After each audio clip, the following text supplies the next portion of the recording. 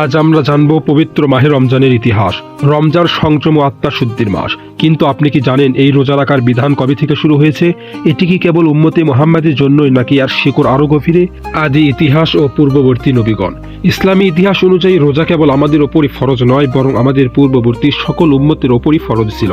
পবিত্র কোরআনের সূরা বাকারার 183 নম্বর আয়াতে আল্লাহ তাআলা তা স্পষ্টভাবে উল্লেখ করেছেন। হযরত আদম আলাইহিস সালাম মানব ইতিহাসের প্রথম রোজা শুরু হয় আদি পিতা হযরত আদম আলাইহিস সালামের মাধ্যমে। বর্ণিত আছে, জান্নাতে নিষিদ্ধ ফল খাওয়ার পর দুনিয়ায় এসে তিনি দীর্ঘ সময় তওবা ও রোজা পালন করেছিলেন।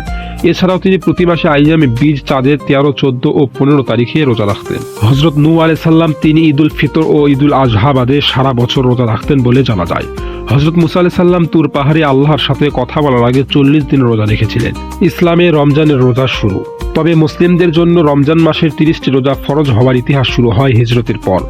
624 খ্রিস্টাব্দে বা দ্বিতীয় হিজরির শাবান মাসে আল্লাহ তাআলা রমজানের রোজা ফরজ করার নির্দেশ নাজিল করেন। হিজরতের পর শুরুতে রাসূল সাল্লাল্লাহু আলাইহি সাল্লাম কেবল আশুরার রোজা রাখতেন।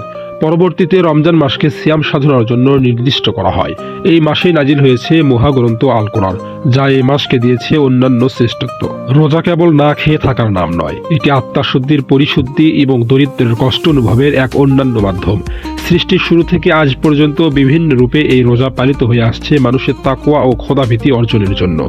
ইতিহাসের পাতা থেকে আজ এ পর্যন্ত সুস্থ থাকুন, সুন্দরভাবে সিয়াম পালন করুন।